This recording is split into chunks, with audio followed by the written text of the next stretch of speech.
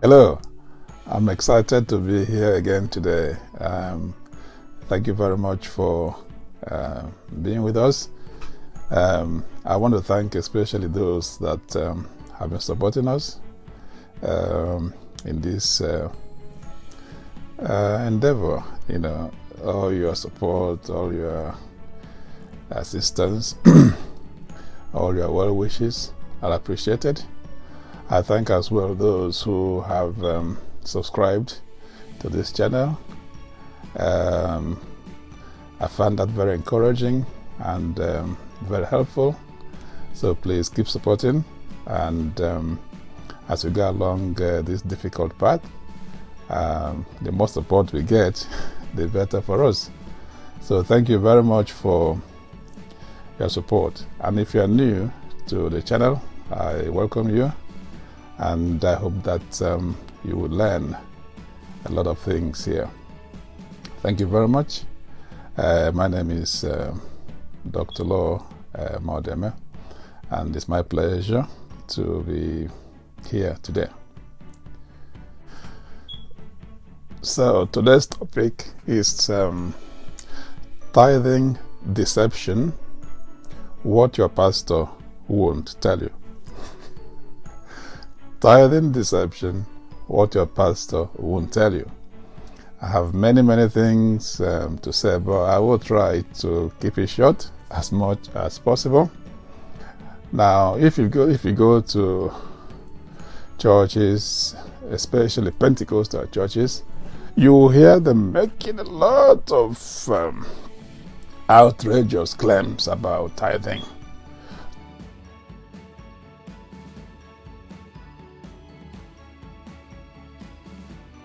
There's no prosperity for you without tithing. If you don't pay tithe, you will die in poverty. God will not bless you. You will incur the wrath of God. You are robbing God. You are a thief. I was in a church one day. This pastor said boldly that if you don't pay this thing, you are worse than an armed robber. Because an armed robber robs human beings, but you are robbing God. That means you are finished. You go to hellfire if you don't pay this tithe. Your generation is cursed. You are cursed forever. Bullshit. Sorry for the expletive, but that's the way I feel about it. Because it's absolutely false what they're saying. Completely false.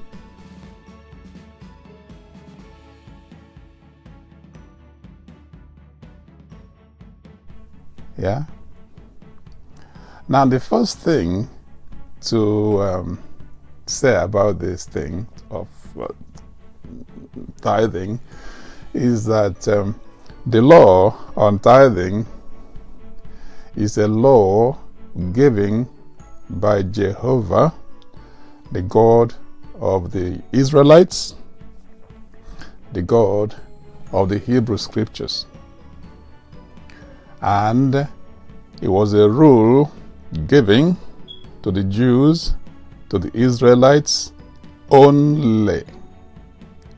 It is not applicable to other people. Because if you go to our two previous videos, why Jehovah is not the God of Africa or the God of the world, you will see clearly more than ample evidence that whatever Jehovah is saying in the Bible, he was saying to the people of Israel, because those are his people. It doesn't apply outside the people of Israel. Now let me take you to Exodus 20, verses 1 to 3.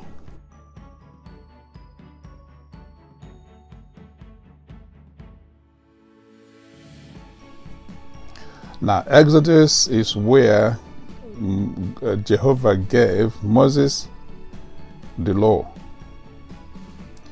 And some laws were given in Deuteronomy.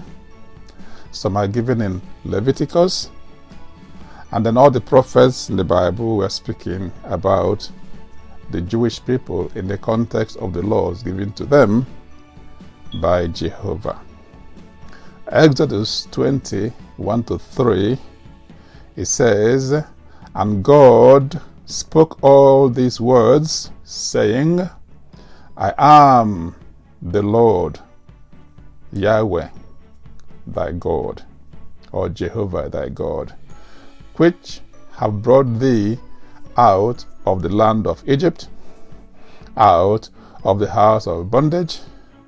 Thou shalt have no other gods before me." Now this is the prelude to the law, saying, I am Jehovah that brought you out of Egypt. I am God. Forget other gods. You are my people. And every other law was made in this context, including the law about tithing. Deuteronomy 1:3. Deuteronomy 1:3.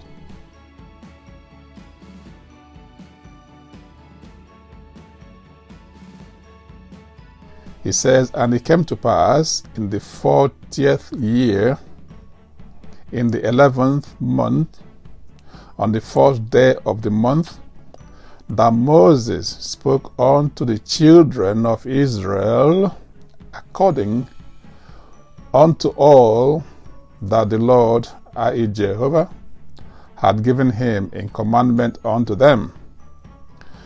So he was saying the commandments of Jehovah to his people, on the 40th year when they came out, quote and unquote, Egypt, when they came out of Egypt.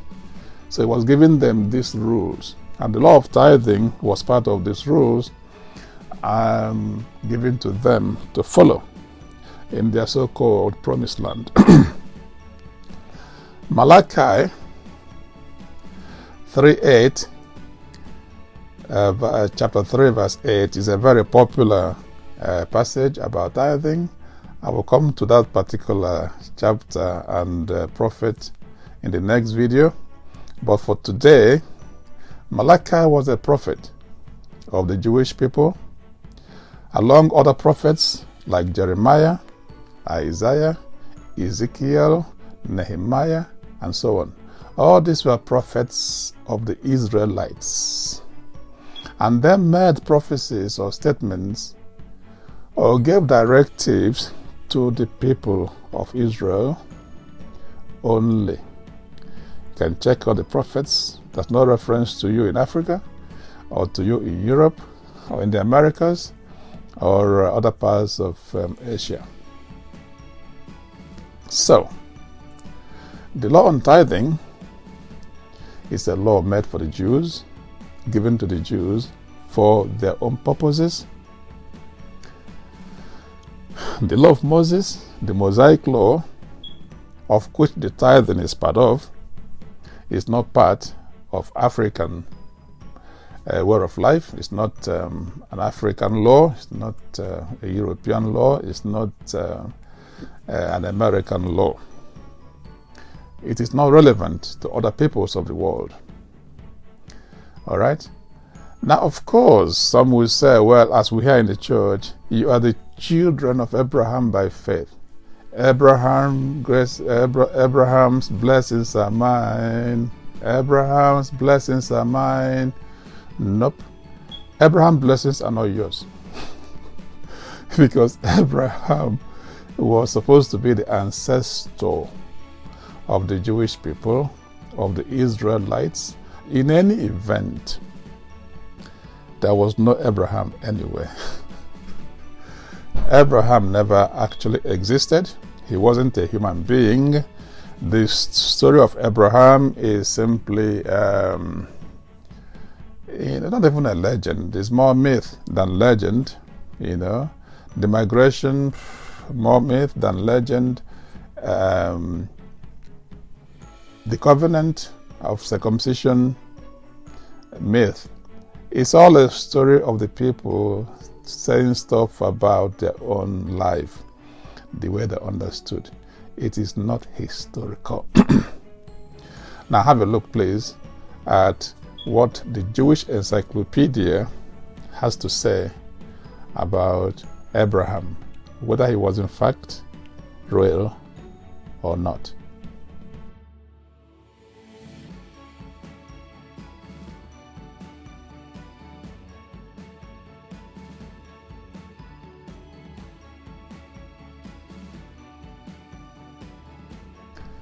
The second reason I am giving you now why your pastor has been deceiving you about tithe is that Christianity itself teaches that the law of Moses, which includes the law on tithing, is obsolete and irrelevant and inapplicable to Christians.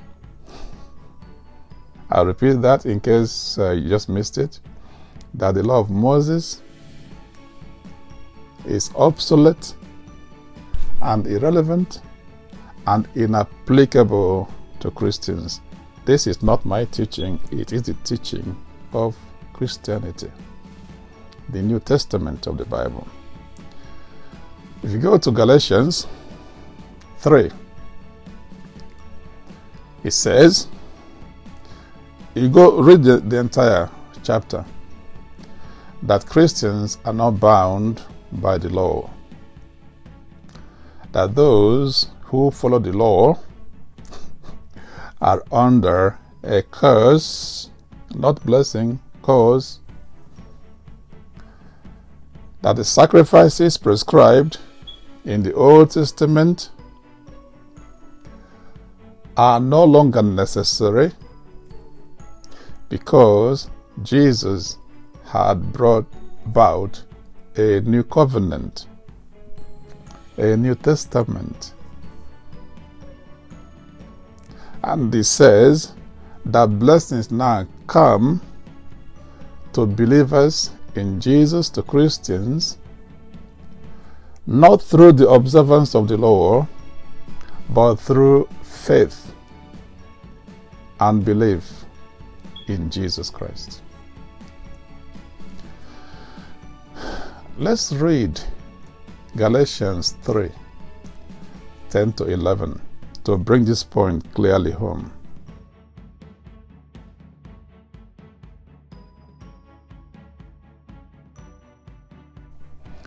It says, and I quote, Galatians 3, 10 to 11, all who rely on the works of the law are under a curse. As it is written, cursed is everyone who does not continue to do everything written in the book of the law. Clearly, no one who relies on the law is justified before God.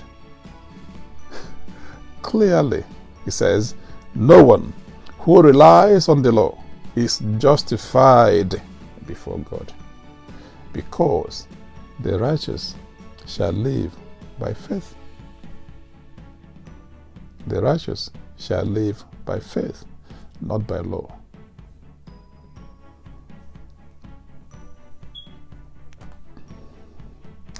Let's go again to Hebrews chapter 9. The entire chapter is telling us about how all the ordinances and covenants and practices and sacrifices of the Old Testament have been replaced by Jesus. It says, Hebrews 9, 13 to 14.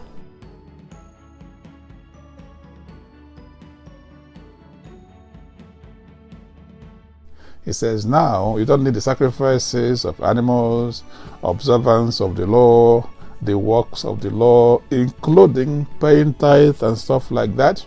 You don't need that. What you need now is to accept Jesus, whose blood has sanctified you and purged you and made you clean.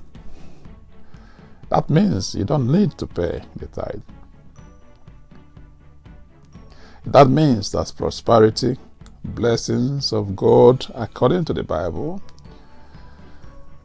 and other achievements you are supposed to make from paying tithe do not come from paying tithe. It comes from the blood that Jesus has, according to the Bible, shed. And if you accept that, you are good to go.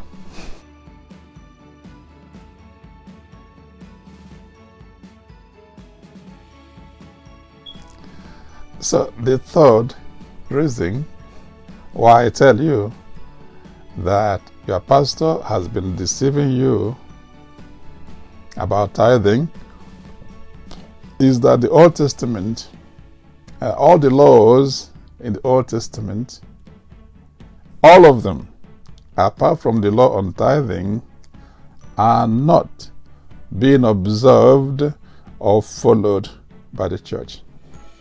The church does not observe any of the laws of the Old Testament or any of the laws of Moses. Apart from a few denominations that observe the Sabbath, for example, Christians don't even do the most basic of the law, which is to keep the Sabbath day holy. And the Sabbath day is Saturday.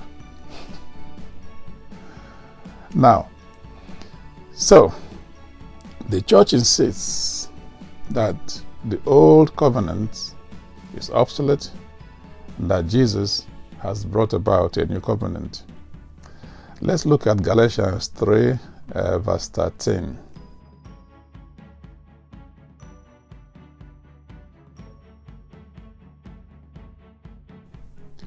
It says, Galatians 3:13, that Christ has redeemed us from the curse of the law, being made a curse for us. For it is written, cursed is everyone that hangs on a tree. So that Jesus has redeemed Christians from the curse of the law, and because of that, they are not supposed to observe any of those laws. And they don't observe them, except when it comes to the one about money. So if pastors are keen on tithing, why are they not keen on all the other laws of Moses? Why? Because it's easier to preach about tithing. It's good for business. At least they will smile to the bank every Sunday. I have a good time. They know that it is not true what I'm preaching to people.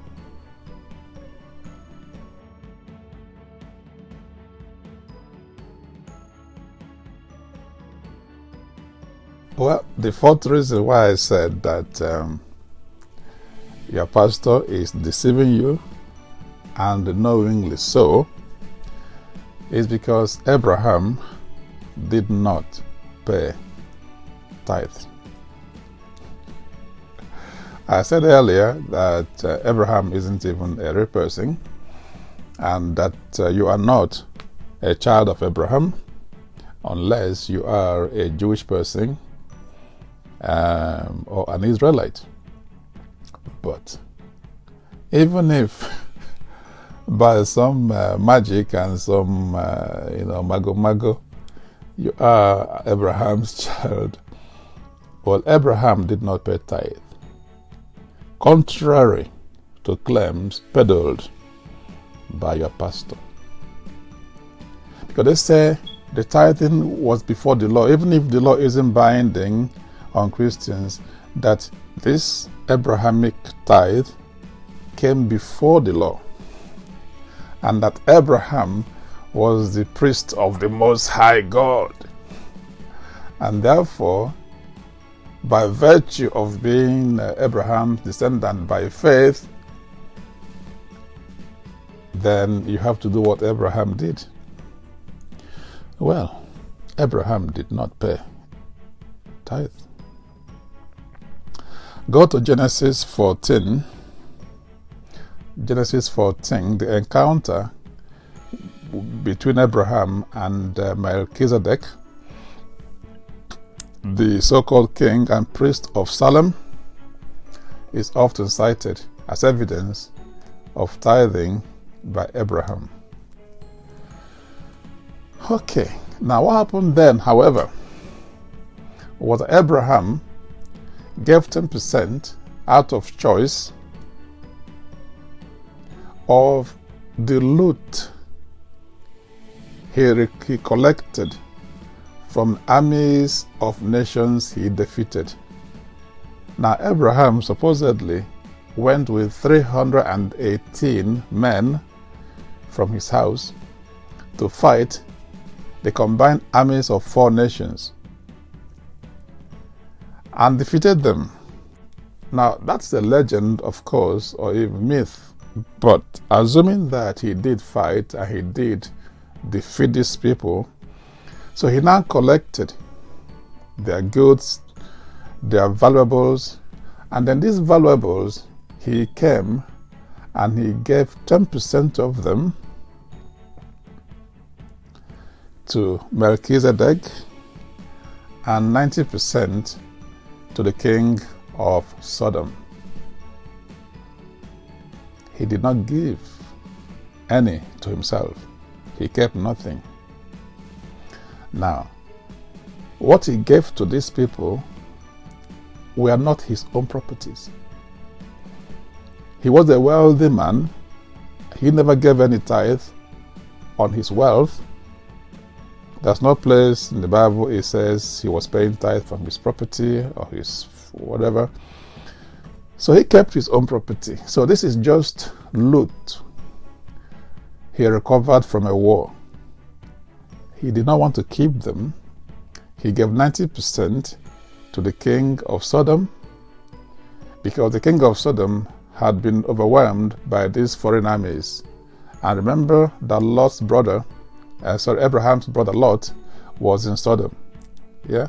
So he now, for his brother's sake, chased out these kings, fought them, defeated them, and collected their valuables. And these valuables, he gave 10% to the king of Salem and 90% to the king of Sodom. Nobody asked him to. He chose to do it by himself. And it was just once, a one-off thing. He didn't continually, every month, every week, every year, pay this thing to Melchizedek. It was a one-time gift. That is not paying tithe every month, every Sunday, every week, like the pastors are demanding. In any case, who was Melchizedek? They say, well, he's a priest of Most High God. Now, if you listen to my first video on why Jehovah is not the God of Africa, you would notice. Please, you can have the link to the video is at the end of this one. You would have found that the Most High, when the Bible says Most High God, is talking about El Elyon. El Elyon is God Most High. And El was the god of Canaan. And Canaan was a pagan territory. They were pagan peoples. They occupied the land that the Jews eventually took over.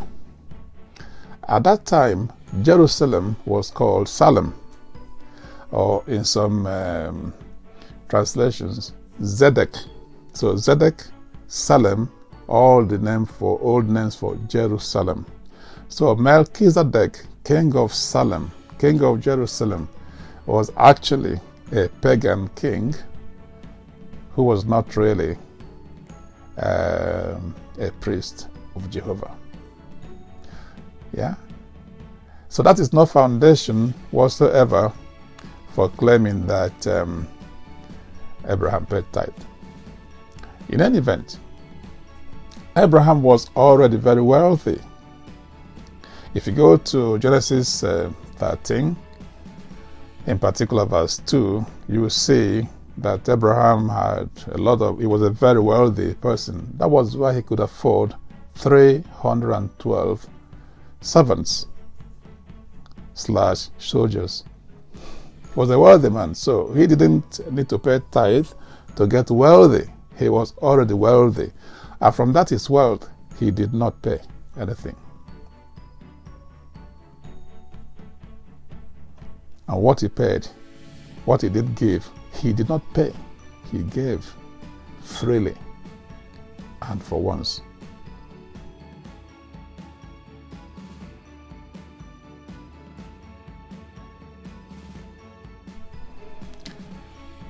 The fifth reason why I insist that your pastor is deceiving you about tithing is that Jacob did not pay tithe. Because they also claim, apart from Abraham, they said also that Jacob paid tithe. And Jacob is the father of Israel, or the father of the nation of Israel. Well, first and foremost, there wasn't any Jacob. Now, this Jacob was never a human being. There was no actually indication that he was actually real. It was a legendary stuff. It was actually more a myth than legend, like Abraham. So neither Abraham, nor Jacob, nor Isaac, all those things were legendary or mythical stories.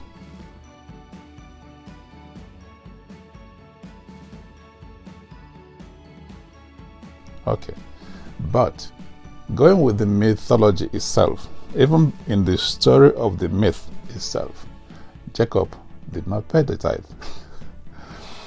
Genesis 28, verses 20 to 22, is where Jacob reportedly paid tithe. Now, that passage there was telling a story of the encounter of Jacob, where he made a vow or a promise to Jehovah that if he was successful in his endeavor, he would give 10% of everything that he made to Jehovah. And when he became successful, he honored his pledge. Get the key points here. Jacob himself made a promise. Nobody told him to. He made a vow that if I get what I need, I will give 10% of it. Of course, if somebody gives you what you need, you can give 10% of that to that person.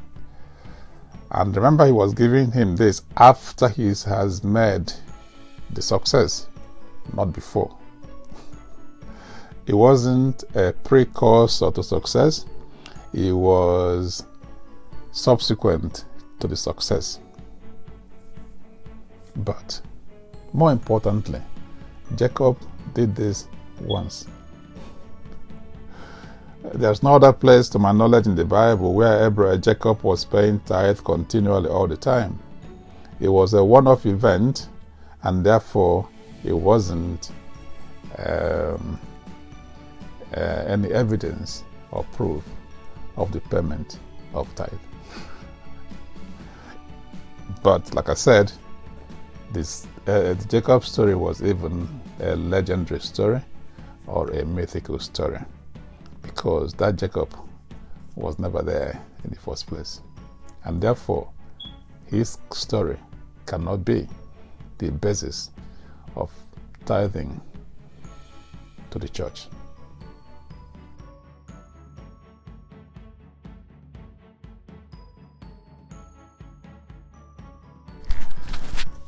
The sixth reason why I say that your pastor has been deceiving you unknowingly so.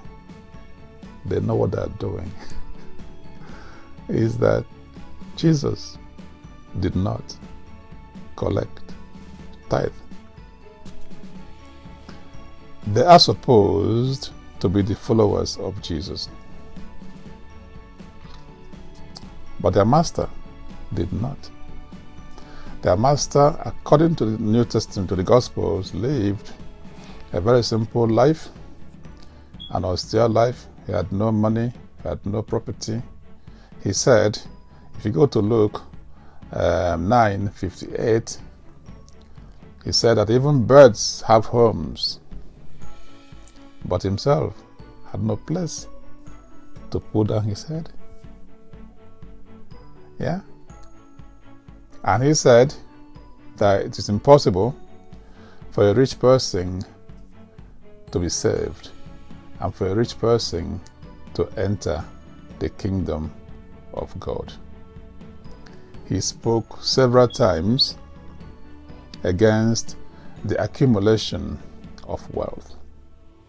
As a matter of fact, he advised people to sell what they had and then come empty-handed and follow him. You know the story of Jesus and the young rich man. He said to him, when the man says, I keep all the commandments, I am a good person, he said, no, you are not good enough. To be good enough, go, sell all your things, give them to the poor, then come and follow me. And the man left very, very unhappy. So Jesus was never about tithing or collecting tithe. He never collected anything from anybody. The only time he spoke about tithing favorably was when he was talking to the Jews and the Pharisees. He was telling them that they put more emphasis on tithing than on justice and on truth, that they want to tithe everything they own, but they ignore the more important things, which is truth, justice, equity, and stuff like that. So, Pastor, Jesus, your master, did not collect penny in tithe. Sheshe, he did not collect. So why are you collecting it?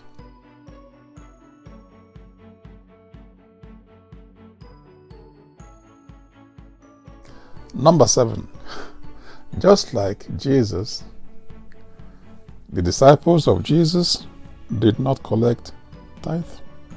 Not a penny, not a cent from anybody. Instead, they lived a simple communal life. They owned nothing. Everybody was equal.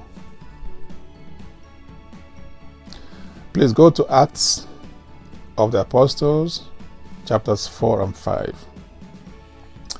I will focus on Acts 4, 32, 34, 35.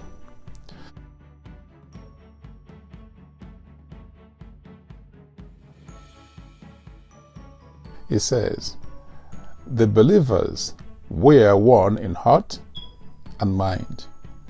No one claimed that any of their possessions was their own, but they shared everything they had, that there were no needy persons among them.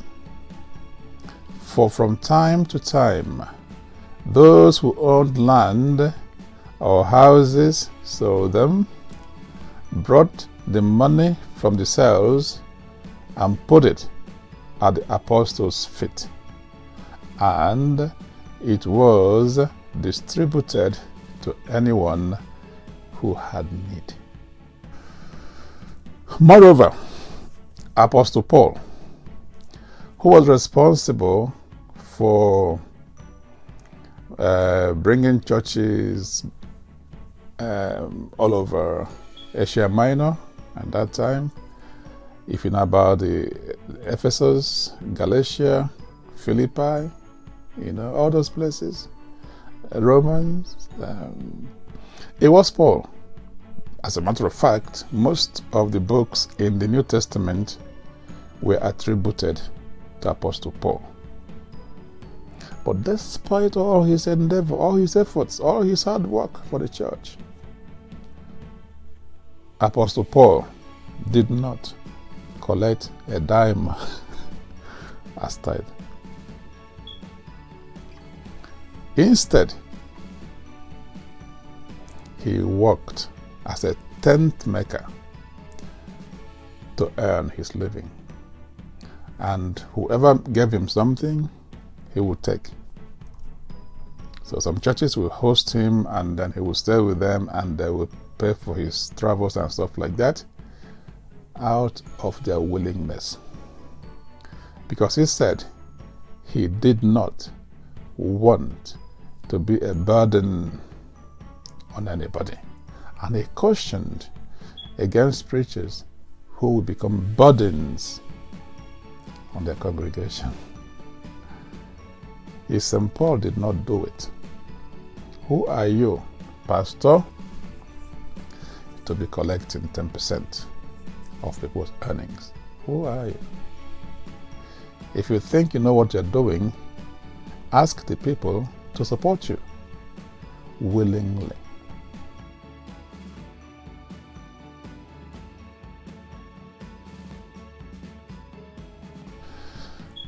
The eighth reason why I'm insisting without any fear of contradiction that your pastor is deceiving you about tithing is because tithing has been long abolished in Europe, where it was mandatory by church law and government law that people should pay this thing to support the churches at that time. So it was enforced by the power of the government until people began to protest and insist that it is too much exploitation, that they can't take it anymore. So they abolished that. In France, for example, it was abolished as far back as the French Revolution, 1789. Where were you in 1789? And the French have been doing well, I suppose, without that. In Ireland, it was abolished in 1871. 1871.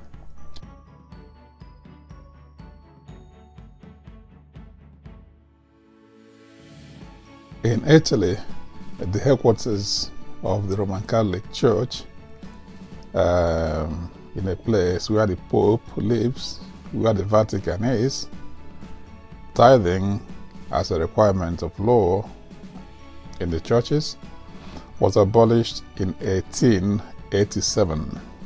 1887. In England and Wales, was abolished in 1936. In 1936. Now, in Eastern churches, or the ones they call Eastern Orthodox churches, the ones you find in Eastern Europe, they never actually demanded tithing. They rejected it as not being what Christians should be doing. In American churches, it wasn't being collected until the Mormons collected. The Seventh-day Adventists, I think, also collected, but it wasn't required in the mainstream churches. And then, of course, it was the Pentecostal boom in America that began the craze for tithing, not just in America, among the Pentecostals, but across Africa today. So, as you could see then, it wasn't really It was abolished long ago in all these places. And today in Europe, if you go to any Catholic church, Anglican church, Methodist church, Presbyterian, all these established churches, nobody will tell you to pay any tithe. Yeah, they won't. They hardly even demand offerings.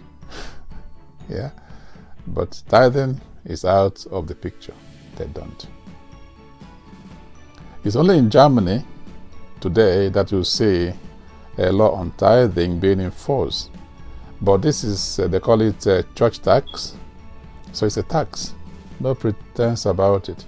It's a tax, and in Germany, if you are a member of any church in Germany or a synagogue, and unless you opt out or you're no longer a member of the church or synagogue, so if you declare you're out, then you don't pay this thing. But it's part of the tax system, and if you pay the church tax, I think you get a rebate from the government tax as a whole. So it's a tax. But in Africa, or in the Pentecostal boom of tithing, you pay your tax and you still pay the tithe, which is a separate tax.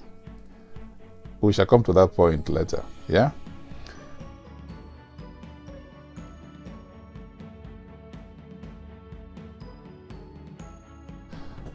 The ninth reason why I insist that your pastor has been deceiving you, has been lying to you about tithing. Yes, there's no pretense about it. They're lying about it. Let's call a spade a spade. The ninth reason will make it clear, or clearer, if it is not clear yet. The Jews, now remember we said that we found out that this is a law given to the Jews, yeah? The Moses law. But the Jews today do not collect the biblical tithing or tithe. Especially the Jews who are not in Israel, but even those who are in Israel. What they do today is that those who are inclined to do so and those who can afford to do so give 10% of their income to charity. To charity. Not to the rabbi, not to the pastor. Why do they do this? They say because it is now unlawful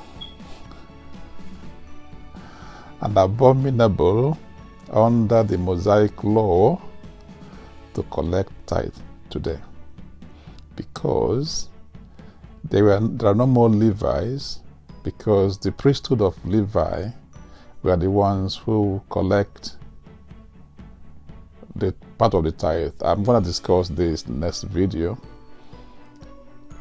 No more Levites, no more priests. The priests of the Bible are no more. The Jerusalem temple isn't there. And all the rituals they normally did in the temple, in the tabernacle, for ritual cleansing, they can't do anymore. And they said until the Jerusalem temple is restored, and until they could find out where the Levites are, that nobody can collect the tithe. It is unlawful and against the law of Moses, against the law of Jehovah to collect it. So if the Jews who own this law don't collect the tithe, then on what grounds are African pastors collecting it, or American pastors, or any pastor whatsoever? As we shall see in the next video, they are not the Levites. They are not the biblical priests. The church is not the temple, nor the synagogue.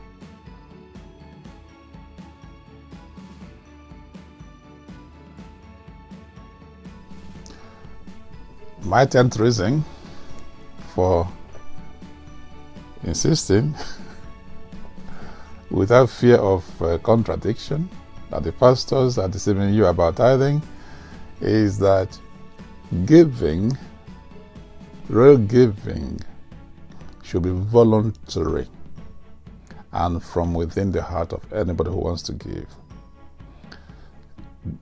Charitable giving, the kind of giving that brings about blessing, is the kind of giving that comes from the heart, the kind of giving that flows from your spirit, the kind of giving that are directed at the needy, not the giving by compulsion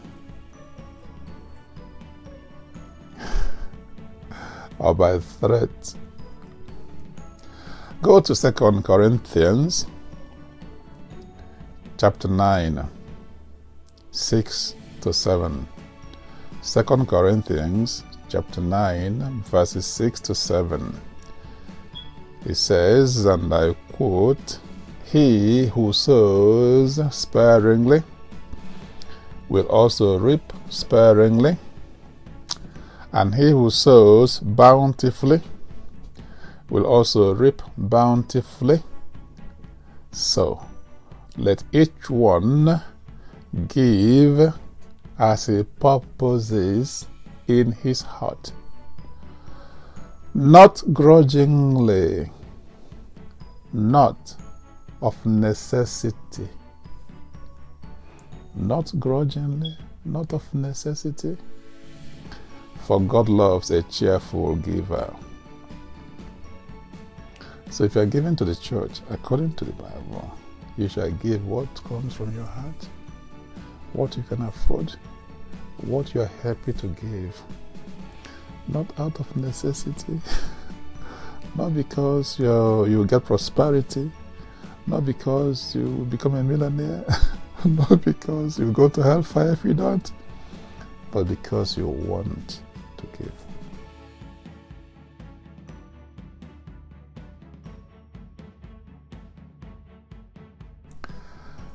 Number 11, and I think pastors will hate me for this one particularly.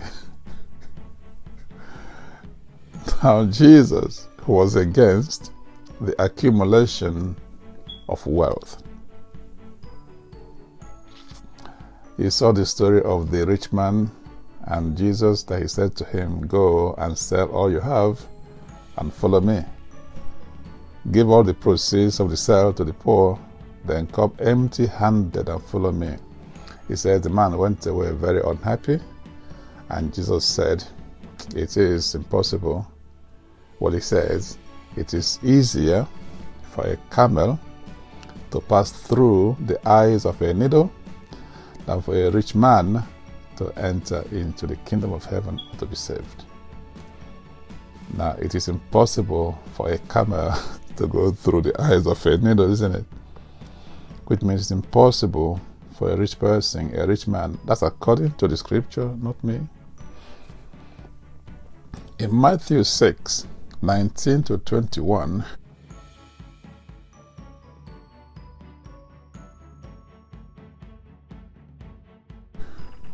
Jesus was quoted as saying,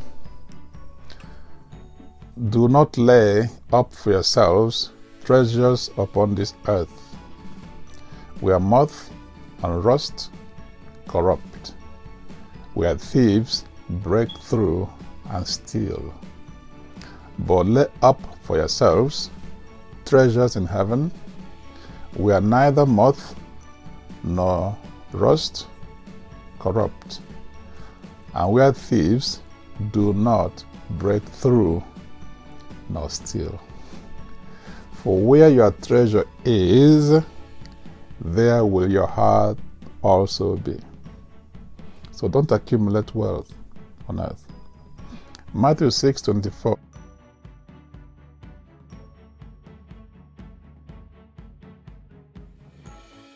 Says, "No man can serve two masters, for either he will hate the one and love the other, or else he would hold to the one and despise the other." You cannot serve God and mammon.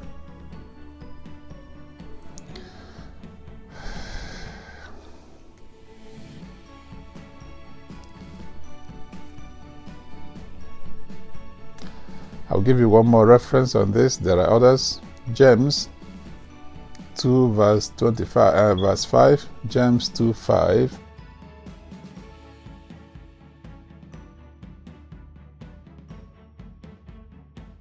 He says, hearken, my beloved brethren. So listen, my brethren, has God not chosen the poor of this world,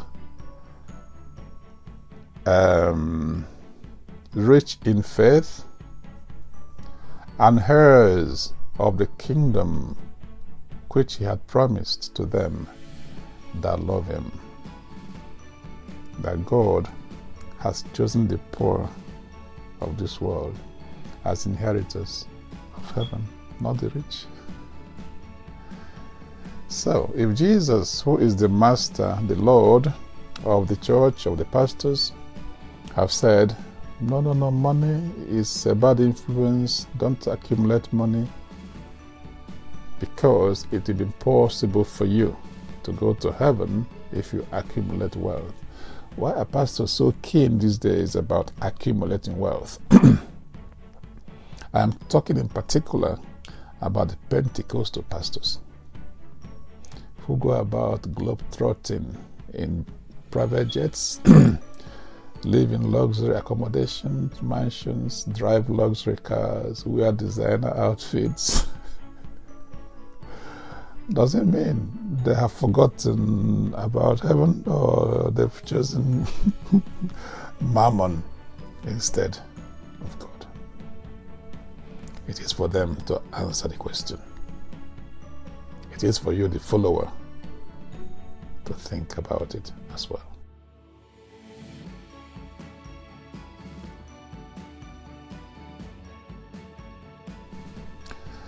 Thank you for watching. Today I have covered the background, the basis of the tithing issue. In the next video, I am going to go into the law of tithing itself. Until I see you again, thanks for being with us.